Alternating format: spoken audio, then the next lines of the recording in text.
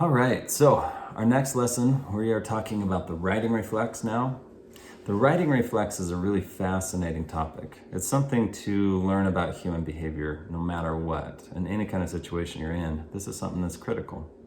It's kind of like being in a canoe. And if you've ever been in a canoe, it's kind of like what happens when you're in that canoe and the person you're with starts leaning on the side. And as soon as they start leaning on the side, the canoe starts feeling unbalanced. And you want to correct that, and so you lean the opposite way to try to balance the boat. That's a lot like what the righting reflex is. It's our innate nature to try to correct, fix, or solve the situation, prescribe, whatever it is, we want to fix whatever it is that's going wrong. That's what the righting reflex is.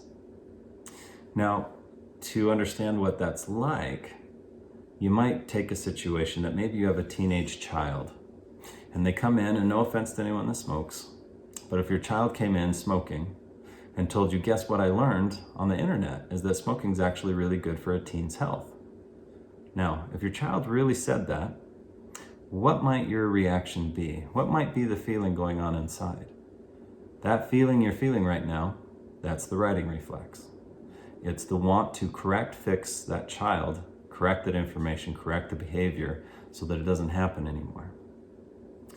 So that's what the righting reflex is. But now we need to talk about ambivalence to understand why the righting reflex is so important. So ambivalence, maybe you know what it is, maybe you don't. It's kind of like being on the fence is what most people describe it as. But ambivalence is a little bit more broad than that. It's a spectrum. What's happening is you might literally be on the fence about something because you have multiple arguments inside. Those arguments, they might be arguing for you to go one way, to make a change, and they might be arguing to stay the same and not change. So because you have both those arguments inside, they're pulling at you to go two different directions, which then puts you on the fence. Now, because it's a spectrum, you might end up on one side of that fence, right? So you might be more on the side that says, I think I'm gonna change, but maybe I still have one or two concerns, or maybe I don't quite know how to change. So I still have some ambivalence.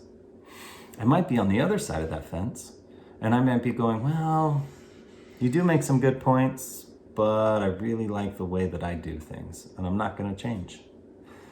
So that's kind of like the breadth of ambivalence. Now those little arguments inside, we call those change talk and sustain talk. Change talk is all those arguments on why I should be changing. What's the needs? What's the reasons, right? Sustain talk's all those arguments of why I should be staying the same. All the reasons, needs, right? Everything of why I want to stay the same.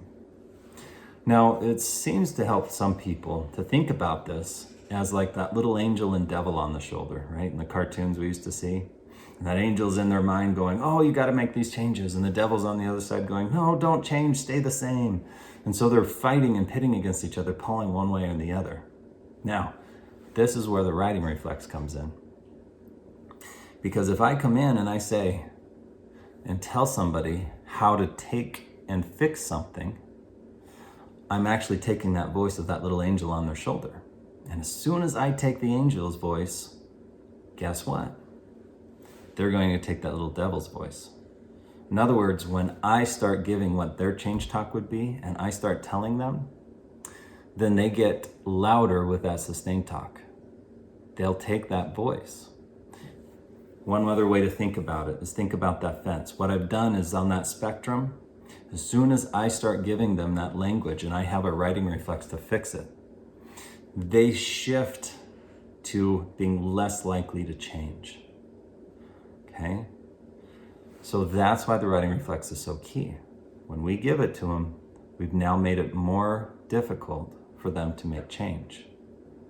On the flip side, what we find is that if we can have them give us their change talk and come up with the solutions and ideas, so instead of us taking that angel's voice, we find out what their angel's voice is inside of them, they're more likely to change. And that's what the research shows us too, is that, again, the more that we pull from them, the more likely they change.